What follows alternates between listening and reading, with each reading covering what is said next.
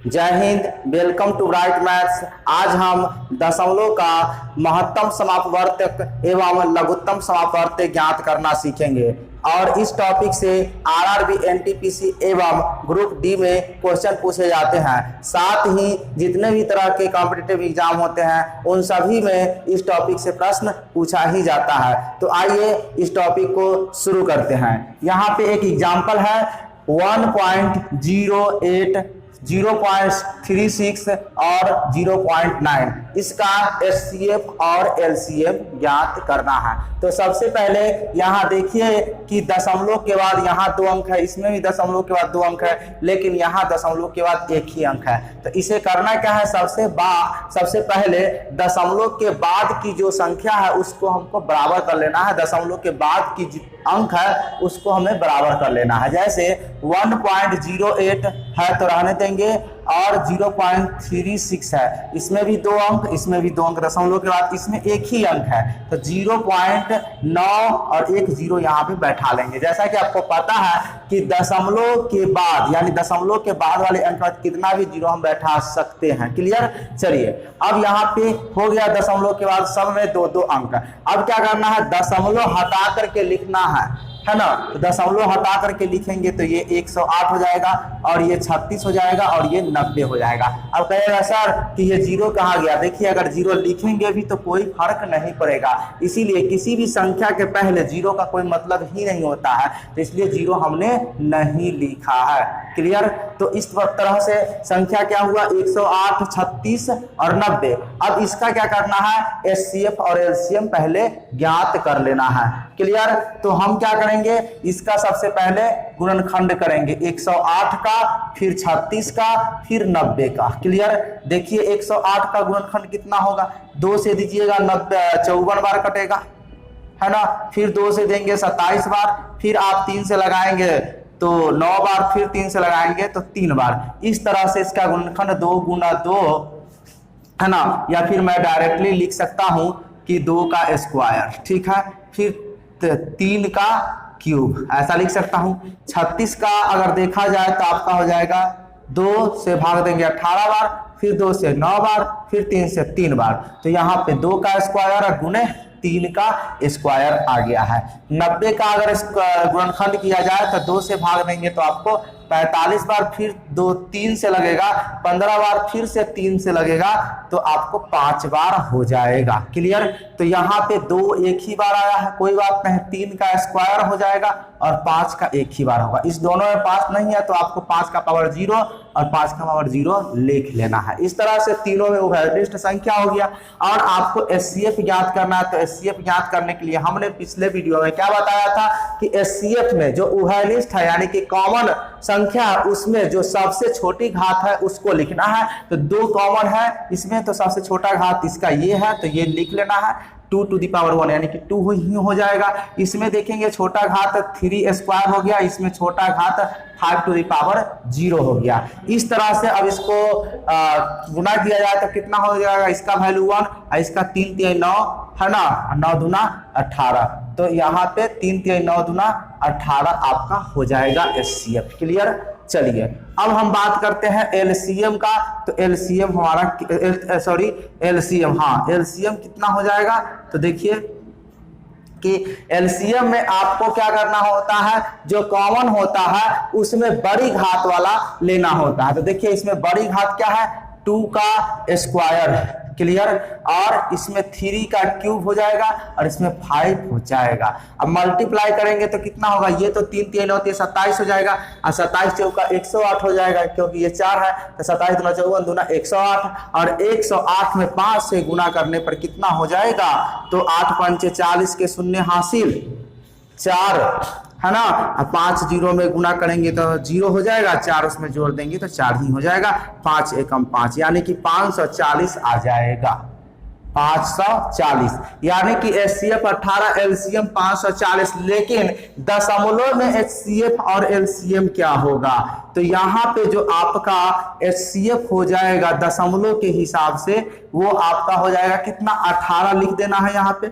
और दशमलव के बाद मैंने कितना कितना किया था, 2 अंक है यहाँ पे, तो इधर से गिनना है 1 2 और 2 अंक के बाद दशमलव लगा के और इधर कुछ नहीं तो 0 आप बैठा देंगे। ये आपका एचसीएफ हो गया। और एलसीएम की बात करें तो एलसीएम भी उसी तरह से, एलसीएम कितना है 540 आया है तो ये लिख लेना है और 2 अंक के बाद दशमलव बैठा देना है तो 1 2 यानी कि 5.40। इसे आप लिख सकते हैं 5.4। इसमें कोई प्रॉब्लम नहीं होना चाहिए। क्लियर। आइए एक दूसरा एग्जांपल देखते हैं। यहाँ पे 2.4 कॉमा है ना 0.2 और 2.02 ले लेते हैं। क्लियर। ये हुआ। इसका है ना एचसीएफ ज्ञात करना है। यहाँ पे मैं लिख देता हूं का एचसीएफ वर्ड क्या ज्ञात करना है, एचसीएफ। तो सबसे पहले आपको क्या करना है, दशमलव के बाद अंकों की संख्या आप बराबर कर लेना है। यहाँ 1 अंक है, यहाँ भी 1 अंक है, यहाँ 2 अंक है, तो सबसे पहले बराबर कर लेना है। तो यहाँ 0 बैठा देंगे, 0.20 हो जाएगा, यहाँ पे 2.22 हो जाएगा। इस तरह से हो गया। अब दशमलव हटा के लिख लेना है तो 240, ये 20 हो जाएगा और ये 202 हो जाएगा। क्लियर। अब इसका क्या करना है, गुणनखंड करके लिख लेना है 240 का। तो इधर मैं करता हूं सबसे पहले 240। ठीक है। अब 240 से लगाएंगे तो कितनी बार हो जाएगा, मतलब 240 को डिवाइड करेंगे 2 से तो ये हमारा हो जाएगा 120, फिर 2 से 60 बार, फिर 2 से 30 बार, फिर 2 से 15 बार, फिर 3 से 5 बार। इस तरह से इसका जो गुणनखंड आ जाएगा वो हमारा हो जाएगा, मैं यहाँ पे लिख लेता हूँ 240 का 2 का पावर 4, 2 का पावर 4 और 3 का पावर 1 और 5 का भी पावर 1 हो गया। क्लियर।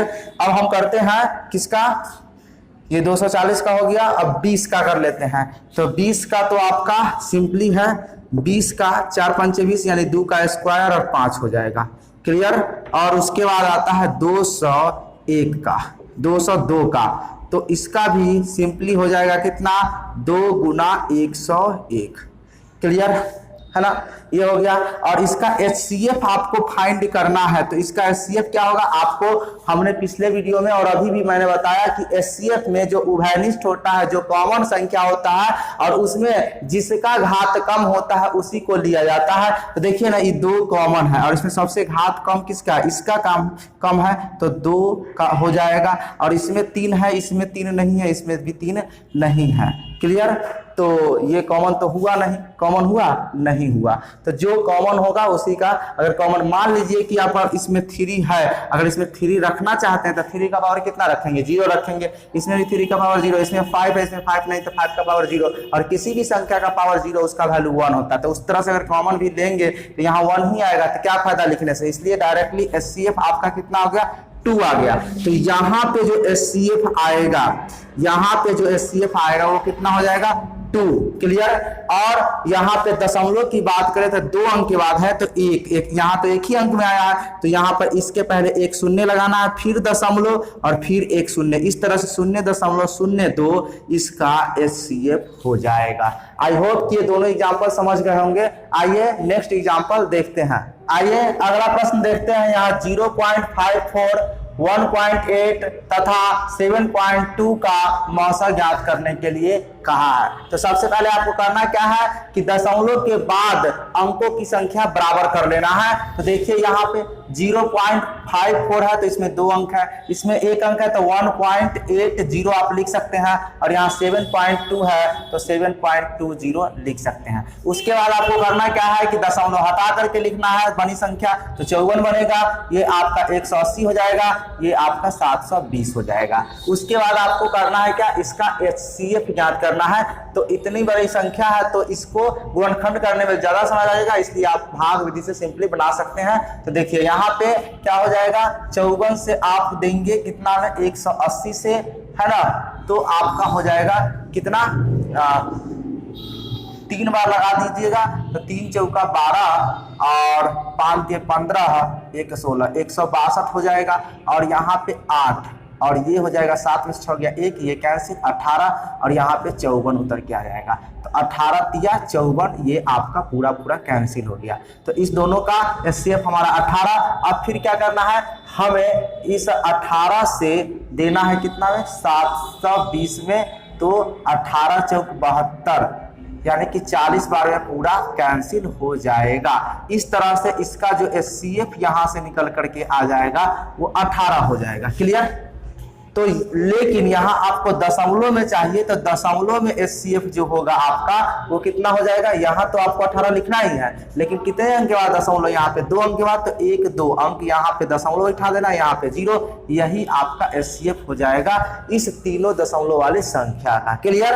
ये समझ गए? आइए अगला क्वेश्चन देखिए क्या कहता है। 3 0.09 एवं 2.7 का लसागु ज्ञात करने के लिए कहा है। तो सबसे पहले आपको करना क्या है, देखिए यहाँ पे दशमलव के बाद 2 अंक, दशमलव के बाद 1 अंक और यहाँ दशमलव के बाद कोई अंक नहीं है। तो सबसे पहले यहाँ पे दशमलव के बाद अंकों की संख्या को बराबर करना होता है। तो 3.00 लिख देंगे, यहाँ पे 0.09 लिखेंगे और 2.70 लिख देंगे। इस प्रकार सभी संख्या यानी तीनों के तीनों संख्या में दशमलव के बाद 2-2 अंक हो चुके हैं। उसके बाद हमें करना क्या होता है कि दशमलव हटाकर बड़ी संख्या लिखना होता है। जब दशमलव हटा देंगे तो ये हो जाएगा 300, इसमें दशमलव हो जाएगा हटाएंगे तो 9 हो जाएगा और इसमें दशमलव हटाएंगे तो 270 हो जाएगा। अब कहिएगा सर इसमें 0 रहने दिए, इसमें 0 रहने दिए, इसमें 0 क्यों हटा दे? तो देखिए किसी अंक के बाद 0 को छोड़कर कि कोई अंक के बाद अगर शून्य होता है तो उसका वैल्यू बढ़ जाता है, लेकिन अगर किसी अंक के पहले कितना भी शून्य बैठाते हैं तो उसमें कोई फर्क नहीं पड़ता। उसके पहले यहाँ जैसे ये दोनों 0 है, यहाँ पर दोनों 0 लिख देंगे तो तब भी 9 है, अब भी 9 है, तो यहाँ पे न रहने में ही अच्छा, इसलिए मैंने यहाँ पे 0 नहीं लिखा। अब क्या करना है, इसका एलसीएम ज्ञात करना है। तो सबसे पहले इसका एलसीएम ज्ञात कर लेते हैं। इधर 300 है, 9 है और 270 है। क्लियर? तो कितना से लग जाएगा इसमें आपका, तो इसमें आपका 2 से लग जाएगा तो 150 बार, और ये तो नहीं कटेगा, ये कट जाएगा आपका 140 बार। फिर से 2 बार है ना, क्या सही लगाया हूं मैं? ठीक है, नहीं यहाँ पर 140 नहीं 135 बार लगेगा। क्लियर? हाँ अब सही है। अब फिर अब 2 से नहीं लगेगा, ये 5 1 6 3 से लग जाएगा, 3 से लग जाएगा 50 तिया 150 होता है और 3 तिया 9 हो जाएगा। इसको देख लेते हैं, 5 3 8 1 9, ये भी 3 से लग जाएगा, 3 चौके 12, 3 5 15। फिर आपका कितना से लग जाएगा, 3 से लगना ही लगना है, 3 एकम 3 और 15 तिया 45 है। और अब कितना से लगेगा, अब तो 3 से नहीं लगेगा, अब 5 से लगेगा, 5 दाही 50, 1 का 1 और 5 तिया 15, अब नहीं लगेगा। तो इसके अनुसार हमारा एलसीएम क्या हो जाएगा, तो 2 तिया 6 तिया 18, 18 पंच 90 और 90 में 10 से गुना करेंगे तो 900 और 9 में 3 से गुना करेंगे तो आपका हो जाएगा 2700, यानी एलसीएम 2700। लेकिन दशमलव के अनुसार हमारा एलसीएम क्या हो जाएगा, एलसीएम ये होगा 2700, तो यहाँ लिखेंगे। और दशमलव कितने अंक के बाद है, 2-2 अंक के बाद है, तो 1-2 अंक गिन करके दाहिना तरफ से दशमलव लगा देना है। इस तरह से या तो ऐसे रहने दीजिए या इसी को आप लिख सकते हैं केवल 27। क्लियर? तो इस तरह से इस तीनों संख्याओं दशमलव वाली संख्याओं का एलसीएम जो निकल के आया यानी कि लघुत्तम समावर्त्य जो निकल के आया वो 27 हो गया। तो आई होप कि दशमलव का महत्तम समापवर्तक एवं लघुत्तम समापवर्त्य ज्ञात करना आप सीख गए होंगे और ये वीडियो आपको पसंद आया होगा। क्लियर? तो इस वीडियो को अधिक से अधिक अपने मित्रों के साथ शेयर कर दिए, साथ इस वीडियो को कर दीजिए लाइक। और हमारे वीडियो को आप पहली बार देख रहे हैं और इसी तरह का वीडियो आप देखना चाहते हैं तो हमारे चैनल को सब्सक्राइब कर लीजिए और साथ ही बेल आइकन को प्रेस करके ऑल नोटिफिकेशन को ऑन कर लीजिए, जिससे लेटेस्ट वीडियो का नोटिफिकेशन आपको सबसे पहले मिलता रहेगा। मिलते हैं नेक्स्ट वीडियो में, तब तक के लिए धन्यवाद। जय हिंद, जय भारत।